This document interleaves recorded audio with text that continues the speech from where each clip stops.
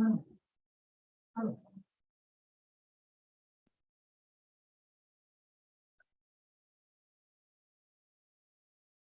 am N.S. Venkatraman. I am speaking on behalf of Nandini Consultant Center, a firm of chemical engineers and chemical business consultants based in Chennai and Singapore. The practice of organizing the Global Investors Meet started in Gujarat when Mr. Narendra Modi was the Chief Minister of the state. After the conclusion of these conferences, huge claims were made about the number of memorandum of understanding, what is known as MOUs, that were signed, and several crores of rupees of investment that were promised. At that time, when Mr. Modi started this practice of organizing the investors conference, it was a novel idea that caught the imagination of the people as well as the investors. Later on, when other states also started following the Gujarat model, and other states also started organizing such investors conferences once in a year or once in 2 or 3 years. Now, in the last several decades, so many investors conferences have taken place across the country. It is high time, therefore, to review as to whether these investors conferences have any more relevance and whether they have given the benefits commensurate with the efforts put forth, money spent, and the expectations raised. Further, it is also necessary to review as to whether these investors conferences have become an extravaganza with pomp and show that largely serve the political interests of the state chief minister and his party that were in power. The Tamil Nadu government has now announced one more investor conference in the month of January 2024. In this context, this subject of investors conference is a high level of relevance and interest that we are going to discuss today. Now, having talked about this investors conference in general terms, let us look into what is noteworthy about these investors meets. And before that, we also would look into what are the past conferences that have taken place in Tamil Nadu. Now, in the Tamil Nadu, a number of investors conferences have been organized in the last several years. Now we have seen that in 2015, a global investor conference was organized in Tamil Nadu with much fanfare, and it was reported that around 5,000 delegates from India and abroad attended the meeting.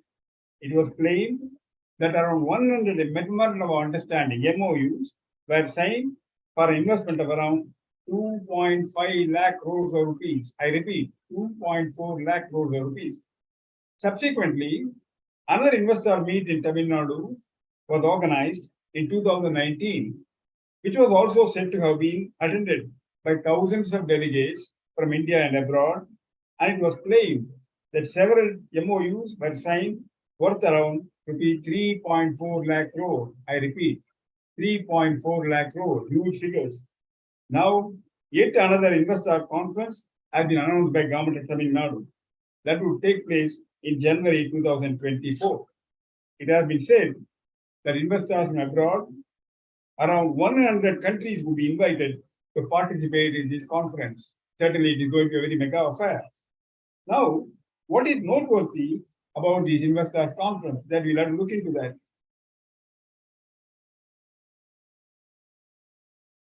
What is noteworthy is that while huge claims are made about the number of MOUs signed with thousands of crores of rupees of proposed investment, rarely subsequent announcements are made from time to time as to how many MOUs have really been converted into commissioned projects and how much of investment have been really made and how many direct and indirect employment has been generated as against the originally targeted figure by the government.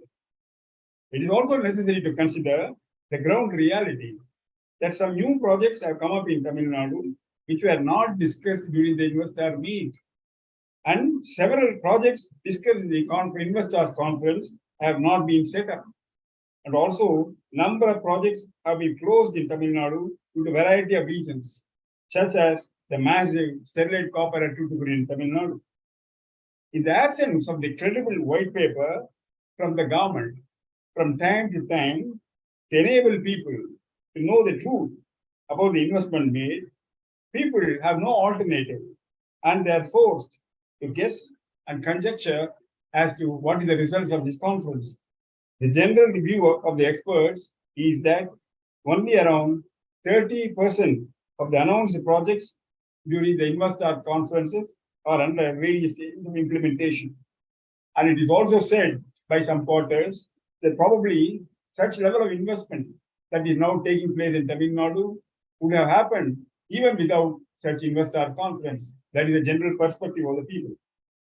Now, what are the present claims of the Tamil Nadu government about the investment made?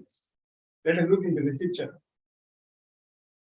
The present Tamil Nadu Chief Minister announced in the State Assembly that after his party came to power in 2021, 207 companies have signed MOU for setting up projects amounting to investment of rupees 2.23 lakh crore. Rupees 2.23 lakh crore.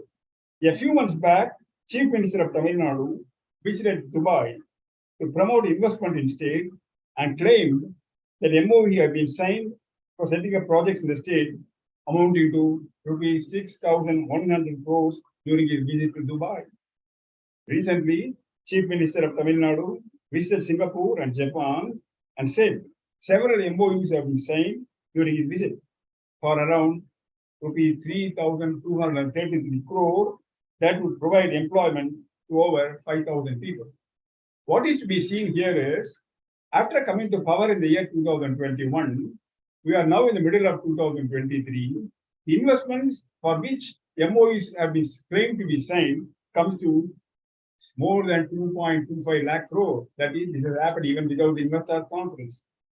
After reading the claims and announcements of the Chief Minister about the MOUs for investment proposals signed even before the Global Investor Conference that would take place in January 2024, then the question that inevitably arises is as to where is the need for holding yet another conference of Investor Global Meet in Tamil Nadu with pomp and show in January 2024. The so far signed MOUs, as claimed by the Tamil Nadu Chief Minister during the Assembly, as well as after his visit to Dubai and Egypt, are good number, if they at all they would materialize. What should be noted is that after signing the MOUs on paper, amounting to thousands of crore of rupees, an impression is sought to be created as if these projects have really happened. Have they happened? That is a $1 million question. Now let us look into this scenario. What happens with MOU and what is the development thereafter? Now, if you look into this, what is the MOU? The memorandum of understanding, as I said, thousands of crores of rupees of MOU have been signed, and what has happened thereafter? What is happening thereafter? It is well known that MOUs is the preliminary stage of project proposal under consideration, and the MOU is not the be-all and end-all of the project at all. During the MOU stage, the investor is still undecided, but only inclined to view the project proposal favorably if various parameters would meet the expectation of the investors. After signing the MOU, pre-feasibility report has been prepared. If the contents would be favorable in the pre-feasibility report, then a detailed project will be prepared.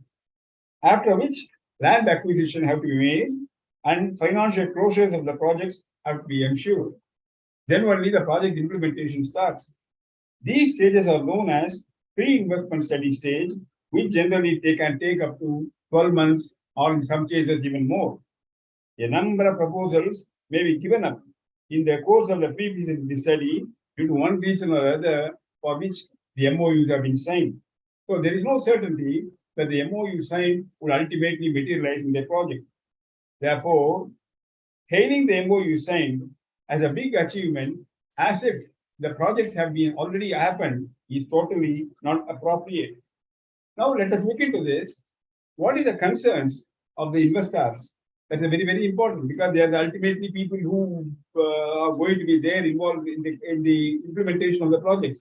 Now, what is the concerns of the investor is a matter that has to be very carefully looked into.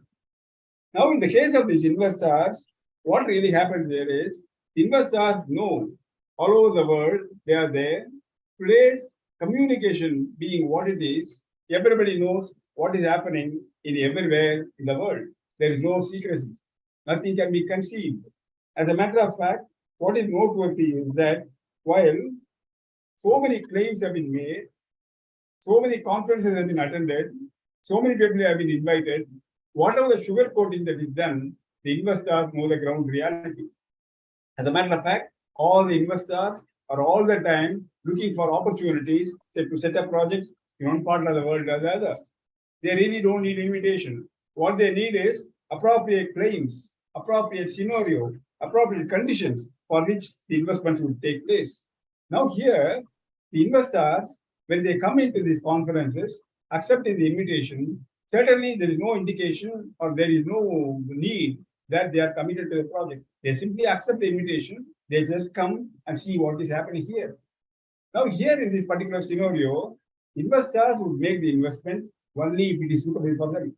Not because of the invitation extended, not because of the delegate for which they have been treated with extreme courtesies and consideration by the state government. They are not impressed by this at all.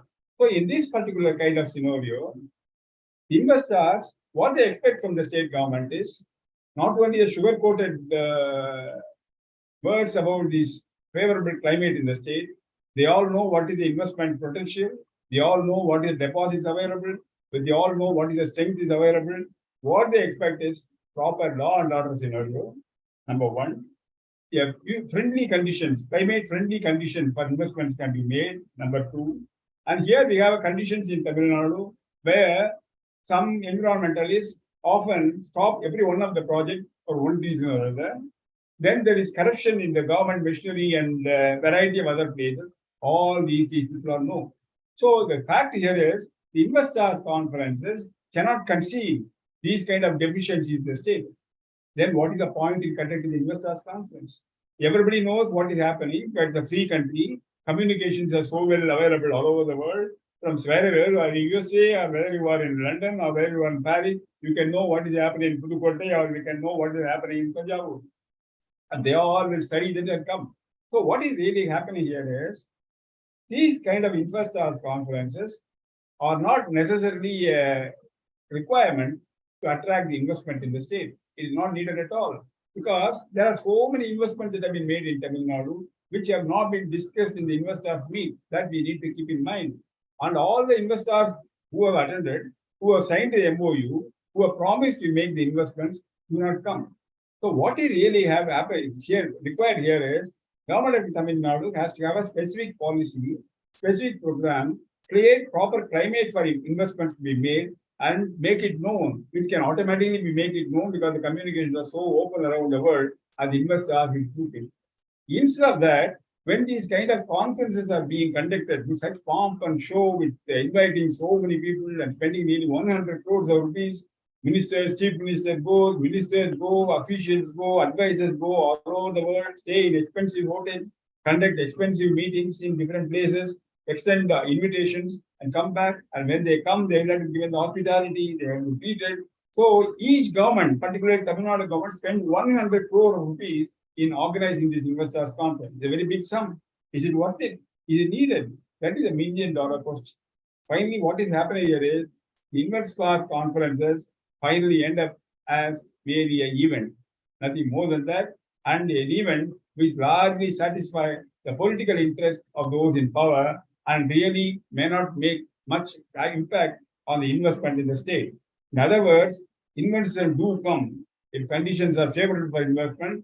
Investors are all the time on the lookout for investment. They will come on their own. So these investors conference appear to be becoming increasingly irrelevant. Thank you very much.